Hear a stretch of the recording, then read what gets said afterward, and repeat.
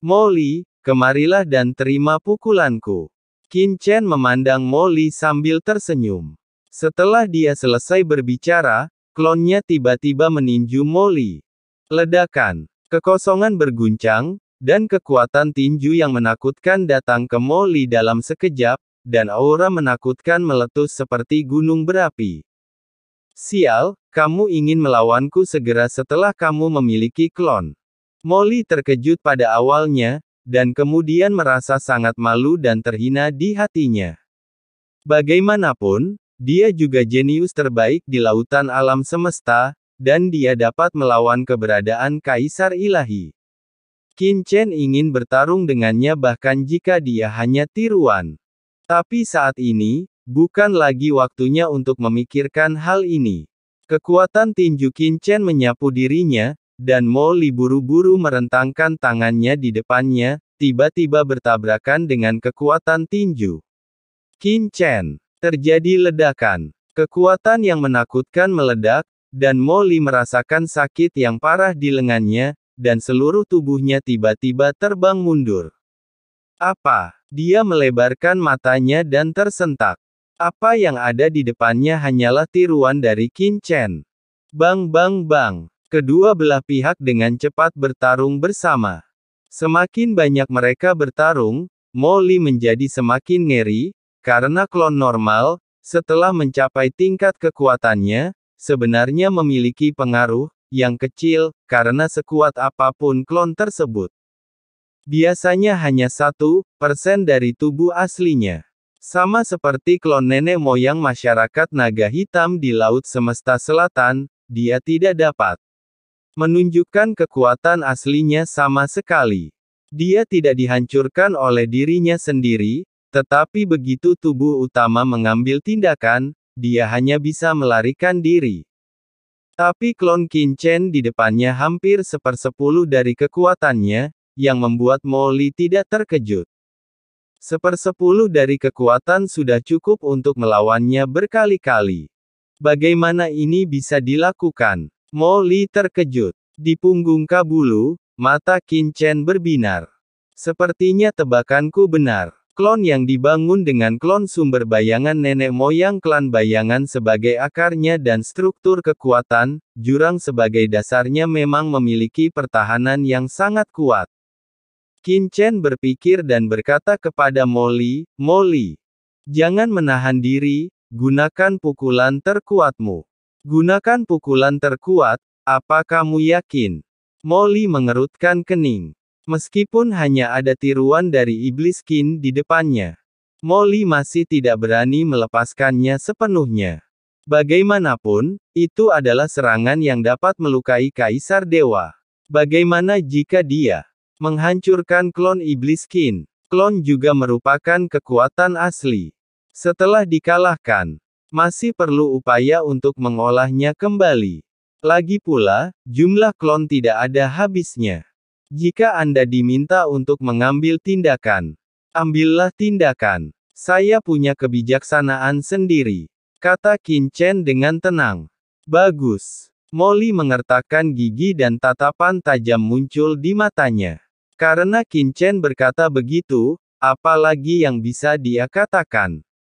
Aura menakutkan tiba-tiba muncul dari tubuhnya, lalu berkumpul di tangan kanannya. Segera setelah itu, dia mengepalkan tangan kanannya. Dan boom, pada saat tinjunya terkepal, kekosongan di sekitarnya mendidih, dan aura penindasan selamanya memenuhi dunia, seolah-olah merobek lapisan dunia virtual. Struktur jurang. Ini adalah Fist of the Abyss yang baru saja dikembangkan Molly. Dia meninju Qin Chen dengan keras, dan dengan gemuruh, kekosongan di depannya meledak, membentuk jurang sepanjang ribuan kaki tinju sangat sengit. Pukul klon Qin Chen dengan keras. Dengan keras, celah besar muncul di klon Qin Chen di tempat, dan seluruh tubuhnya terbang ribuan kaki ke belakang. Begitu berhenti, kekosongan di belakang klon Qin Chen runtuh ke dalam jurang besar, memancarkan aura yang mengejutkan. Molly memandang klon Qin Chen dengan sedikit terkejut.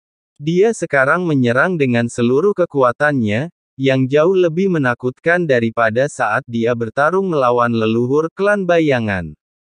Dengan satu pukulan, leluhur klan bayangan juga terluka dibuka pada klon Qin Chen. Klon tersebut tidak meledak. Ini jelas menunjukkan bahwa kekuatan pertahanan klon Qin Chen telah mencapai level Kaisar Dewa. Bagaimana? Molly sangat terkejut. Di sisi berlawanan, Qin Chen menggelengkan kepalanya sedikit kecewa. Klon tidak dapat mewarisi aura dimensi tinggi dari tubuh aslinya. Meskipun dapat mensimulasikan struktur jurang, ia tidak dapat mensimulasikan kekuatan dimensi tinggi. Pertahanannya masih tertinggal jauh dibandingkan tubuh aslinya. Namun, selama aku lebih banyak mengubah struktur jurang, pertahanan klon secara bertahap akan menjadi lebih kuat.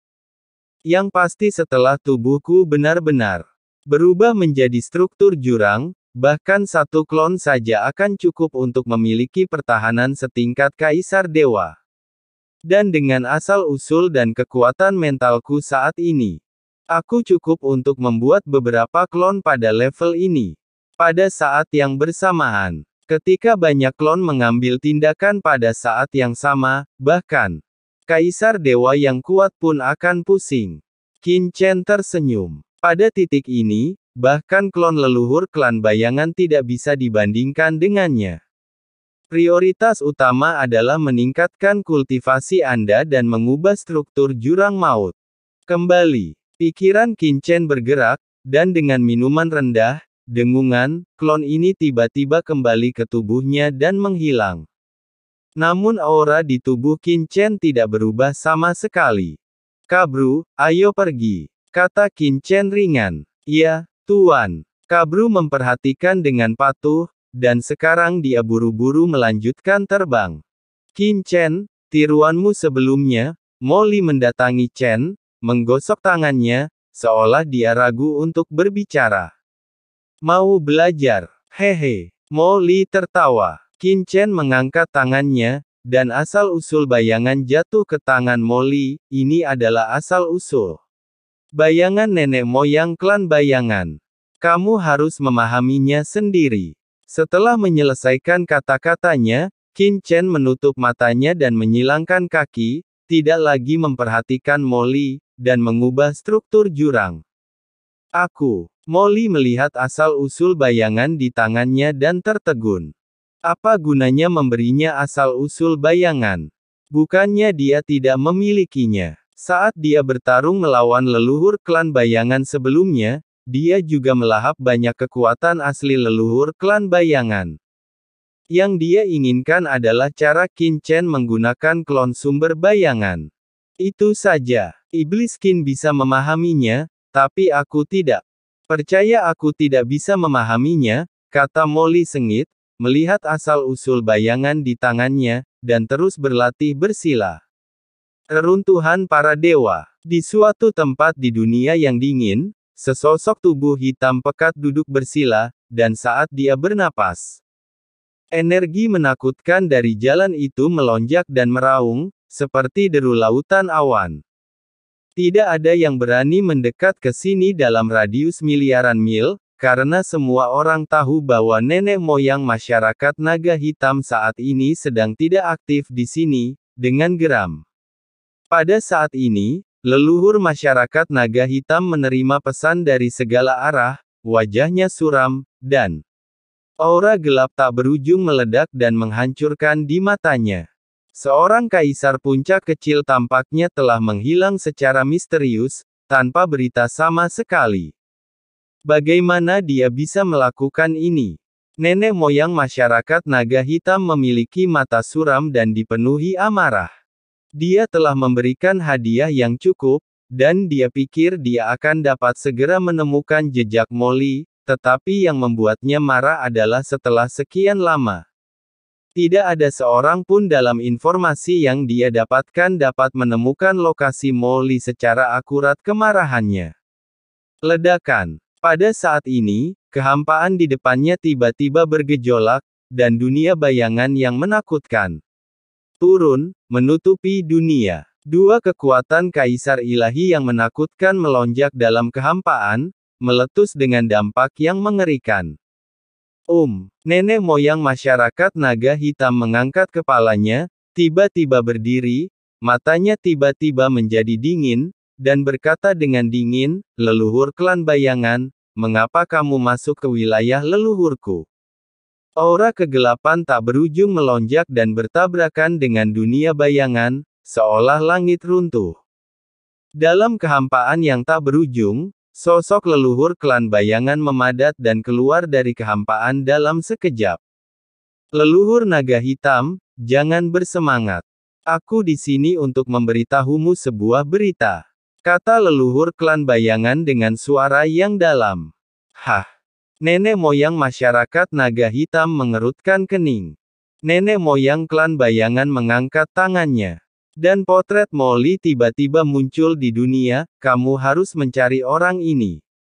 Apakah kamu tahu keberadaannya?" Murid leluhur masyarakat naga hitam menyusut dan dia berkata dengan dingin. "Bagus. Apa yang kamu inginkan?" Nenek moyang masyarakat naga hitam mengerutkan kening, matanya waspada. Dia mengeluarkan perintah buronan, yang sebenarnya untuk kaisar puncak reruntuhan para dewa yang tak terhitung jumlahnya. Dia tidak pernah berpikir bahwa akan ada orang kuat setingkat kaisar dewa yang mencari jejak Molly untuknya. Nenek moyang klan bayangan sebenarnya secara pribadi datang dan beritahu saya, "Ini sungguh aneh. Aku tidak menginginkan apapun, aku hanya ingin bergabung denganmu." Anak laki-laki ini tidak hanya menyinggung perasaanmu, tetapi dia juga membunuh sage besar Tungsten Wind di bawah komandoku. Aku telah bertarung melawannya sebelumnya. Kekuatan anak ini sangat besar, kuat sehingga mengejutkan. Oh, begitu dia besar nanti, dia pasti akan menjadi musuhmu dan harus dibunuh, kata leluhur klan bayangan dengan sungguh-sungguh. "Apakah kamu pernah bertarung melawannya?" Nenek moyang masyarakat naga hitam terkejut, "Dan kamu belum menjatuhkannya." Meskipun dia belum pernah bertarung melawan leluhur klan bayangan, dia telah mendengar tentang lawannya sebagai leluhur klan bayangan dan reputasinya yang termasyhur, khususnya dunia langit bayangan miliknya bahkan lebih luar biasa. Tetapi dia tidak mampu mengalahkannya. Lawan ini membuatnya bagaimana mungkin nenek moyang masyarakat naga hitam tidak memiliki keraguan di dalam hatinya. "Untuk apa aku berbohong padamu? Ada seorang jenius di sampingku yang tidak kalah dengan dia." Nenek moyang klan bayangan mengangkat tangannya, dan beberapa bagian dari pertempuran sebelumnya telah jatuh ke mata para nenek moyang masyarakat naga hitam. Tentu saja, nenek moyang Sadoklan juga menyembunyikan sesuatu. Benar saja, anak ini, dan orang-orang di sekitarnya, adalah orang-orang yang membunuh klon kota Nanyuan saya. Tidak mungkin. Menurut informasi yang dikirim kembali oleh Sage Agung Siyu, anak ini hanyalah manusia ketika dia pertama kali masuk kota Nanyuan. Dia hanyalah seorang kaisar puncak di tahap awal, dan dia hanya berhasil menembus kaisar tahap akhir di kota Nanyuan. Nenek moyang masyarakat naga hitam terkejut. Jika informasi dari nenek moyang klan bayangan dan informasi yang dikirim kembali oleh Sage Agung Siyu dan yang lainnya benar, maka hanya ada dua kemungkinan. Yang pertama adalah Qin Chen sengaja menyembunyikan budidayanya di kota Nanyuan, dan yang lainnya adalah bahwa pihak lain dalam waktu singkat dia telah melangkah dari tahap awal kaisar puncak ke ranah kaisar puncak, dan memiliki kekuatan yang tidak kalah dengan kaisar ilahi. Jika yang pertama, maka pihak lain sengaja menatapnya dan naga hitam akan datang. Kalau yang kedua, maknanya akan lebih menakutkan. Berjalan. Nenek moyang masyarakat naga hitam berteriak dengan marah, dan tiba-tiba dia naik ke langit dan langsung menuju dunia virtual.